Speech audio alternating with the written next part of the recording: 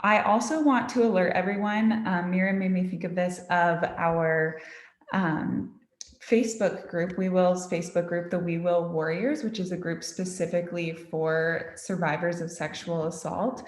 And so let me just post that in the chat really quick, and then you all can go ahead and add yourselves if you are interested. And so while we have appreciated everything, Miriam, if you want to drop your contact information or maybe the Instagram link, that would be great so people can connect with you further. We're going to go ahead and hear from Miyo now. Miyo is joining us from the Elizabeth Smart Foundation. So women's empowerment, self-defense, and giving back to the community are top priorities for Miyo, the Elizabeth Smart Foundation Smart Defense Program Director.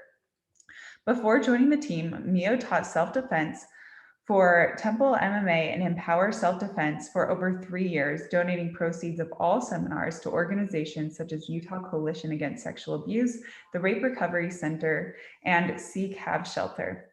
After chasing down her photography goals and earning her master's and craftsman degrees from PPA, Mio decided to pursue Jiu Jitsu full-time as a competitor and coach in 2016. A fourth degree purple belt under Johnny Carlquist, Mio also holds certification as strength and conditioning coach for the prestigious Jim Jones. She is the current Jiu Jitsu World Master Champion in both Gi and No Gi. Yeah, gi and no gi. And the mother of two incredible daughters. So, Mio, thank you so much for joining us, and you can go ahead and get started. Yeah, thanks everybody. Thanks for joining us, and thanks Brittany for the opportunity. I'm actually sorry, I'm in a truck doing this conference because I'm out of town in a small rural community teaching a free smart defense seminar because rural communities are very underserved. So it's one of the goals of the Elizabeth Smart Foundation to include them. So my background is in Jiu Jitsu. I am also a sexual abuse survivor, childhood sexual trauma, and I do what I do because of my two daughters. So I have a 14-year-old and an 11-year-old. They are incredible young humans, but the statistics, as we all know, are pretty scary for sexual violence, and they're even scarier in Utah. I know nationally it's 1 in 5, and in Utah it's 1 in 3. And as we all know, everything is underreported. So those numbers are probably, much more intimidating than those. I went and started training Jiu Jitsu as a way to fall back in love with my body. As a survivor, I hated my body, and there was a lot of guilt and shame surrounding my body. And I also hated feeling vulnerable and weak. So jiu-jitsu is a sport, if you guys aren't familiar with it, it's a grappling art, and it is touted to be one of the best self-defense martial arts because it is ground-based, and it's also where the smaller, weaker opponent can find advantages over larger, stronger opponents. So you can see where this applies, to sexual violence. The thing that sets smart defense apart is we don't just teach you the cool physical martial arts techniques. We teach you about everything you guys have mentioned, right? Healthy boundaries, healthy relationships, how to enforce those boundaries, and as well as what is enthusiastic consent, what is sexual assault, all of those things that the general public, even talking about rape culture, toxic masculinity, there are so many layers to sexual violence, and it gets very overwhelming to think about ways that we can prevent it. Right. And as Miriam mentioned earlier, the goal is to live in a world where, we don't have to deal with this. And I think we can get there. Now, the issue that I've come to realize is it's not on, like, self-defense is great. Like, there are so many great things about self-defense that can help keep you safe. However, all of those 4 automatic responses, fight, flight, freeze, or appease, you don't have any control over that. And I tell everybody that comes to our program, I am a strong, decorated world champion. Like, I am very, I take up space, I speak my truth, I do all these things that I coach people to do, but I could be raped tomorrow and it would not be my fault. So all the self-defense in the world, all the situational awareness in the world, all of that will not guarantee you will not be a victim of sexual violence. So it's very important to me to not give any sort of blame on any victim, and also to acknowledge that the only way to 100% prevent sexual violence is for rapists to stop raping, perpetrators to stop making those choices. It's not on us as women or girls or victims of sexual violence to create, that prevention. We can learn tools and, educate ourselves and stand up for others and all these other things. But I genuinely believe we need to make a change, a cultural change, especially in the United States, within our male community. Now, we all know that sexual violence happens to men, 110%. I'm never going to take that away from anybody. Does not matter the gender, the age, anything. Sexual violence happens to everybody. However, it is predominantly not, I think it's 96 to 98%. While there is a mix of female and male victims, the perpetrators, 96 to 98%, are always male. Even male sexual violence survivors are typically assaulted by other men. So those, although I know many, sorry, I'm with a bunch of, okay. So although I know many survivors that feel empowered and reclaim their body through smart defense, there's another, thank you, sorry. There's another, I'm gonna wait for him to shut that. Okay. There's another approach that can be taken to this as well, which is raising young men and boys to see women as equals, right? We're not weak. We don't need to be protected. We need to be respected. We need to be approached on, what is consent? What are boundaries? How do you recognize that? And how do you respect that? A lot of men and boys don't understand that concept. We've had 2 instances personally. Just last month, my 11-year-old, she was at school, she's in 5th grade, and there was a female adult on the playground watching a male child push and shove little girls. And she chalked it up to, he's flirting, he likes those kids, right? And the principal, and my daughter, she's my daughter, so she's very well versed in standing up for yourself as well as standing up for others. So she was right in the middle of it, speaking her boundaries. Don't touch her. You're not allowed to do this. I'm going to get an adult.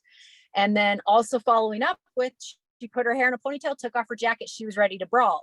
So there are ways that we have to shift that cultural narrative, right? Not the boys will be boys, not that punching and shoving is flirting, not that women are weak and vulnerable and prey, and we are men and we're predators, right? There are so many things that go into it. And I loved what the first speaker, I'm sorry, I can't remember your name, but the first speaker talked about sexual education and healthy discussions starting from a very young age about, it's okay to be sexual beings. Sex is not something to be feared. You do not have to put up with any sort of coercion or grooming or all these things that are targeted towards the younger crew, as well as, I teach all of the kids proper body part names.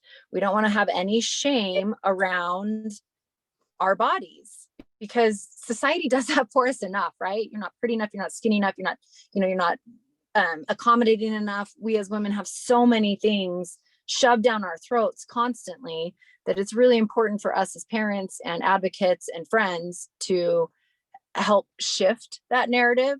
And to the question by Anna that was earlier, I'm going to make a few assumptions here, but I'm half Japanese. I was raised in a very traditional Asian household. We did not talk about sexuality or boundaries, and you were expected to kiss the elders, kiss anybody on the cheek, just accept whatever physical touching they wanted, right? And you never speak back to an elder. There are some cultural things to that.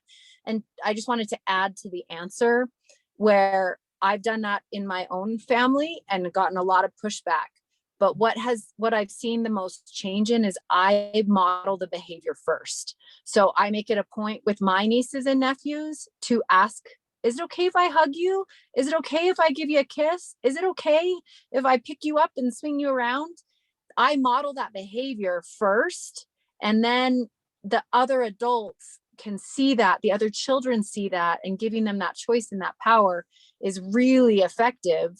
And while not all of my family agrees and respects those boundaries that I've created and that my kids have created as well, modeling that behavior is one small step maybe on it that you could take. So yes, Mexican, yes. So there are very similar expectations and respect for the different generations in both of those cultures, Mexican and Japanese. So that's just one thing I've done, just a little tidbit on the side.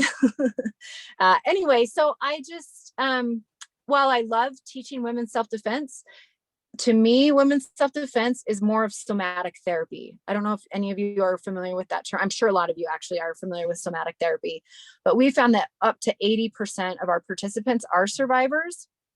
So I give them the tools and the opportunities to start to love their bodies again and to understand exactly how much power you have, and that your body is a beautiful, capable, incredible thing. And it's not something to be ashamed of, not something to have any sort of guilt or feel dirty about. And it's also a safe space for people to come together to share. And a lot of the times the way our program works is it's either a 4-week or an 8-week program. So 4 weeks, you're just doing 2.5 hours a class. 8 weeks are shorter, an hour class. But the first half of all of our training is done with a female instructor. And halfway through, with enthusiastic consent on all parties, we introduce a safe male training partner, because I think it's very, very important. While I just bashed on men and all that, that's just one aspect of it. We have so many advocates that happen to be male. We have so many strong leaders and role models that want to change the world. They want to change the narrative, and they see this sexual violence, sexual assault issue as a human issue, right? They don't see it as like, oh, it's a women's issue, I don't want to have anything to do with that. No, they are advocates and role models, and it's very, very important. And I've seen the changes in people when they are allowed to work through this self-defense and this trauma with a safe male. And a lot of times that's the first time that they've been touched in a way by an adult man that they have said, I consent to this enthusiastically. And it helps shift that narrative for them as well. So I love women's self-defense. I'm very passionate about it, but I also feel like it's not enough. So we are in the process of creating a kids program as well as a male program. And we've got the most stereotypically manliest men, bikers, UFC fighters, just really strong, scary men speaking about being vulnerable. It's okay to cry. It's okay to, embrace boundaries and to set your own boundaries and to help reinforce those boundaries. There are so many ways that I'm inspired to take it a step further, because I love self-defense. I love it. But the chances of us getting assaulted by a stranger in a dark alley are less than 20%. 80% of all victims know they're perpetrators. And so that changes the narrative. It changes everything. And that's where the education piece comes in, to recognizing the grooming techniques, recognizing, what is it? Do you have healthy relationships in your life? Do you have safe adults to go to? Who are your advocates? Who are your people? And how do we help you create and build those tools to enforce those healthy boundaries? So there's my spiel. And I would love it if anybody has any questions. I am an open book, and I'm happy to, and I didn't look on the chat. I'll pull up the chat really fast and see if there's any questions here. Perfect. Yes, Judith. And just while you're doing that, I'm going to go ahead and stop the recording so everyone can feel comfortable being open with their questions.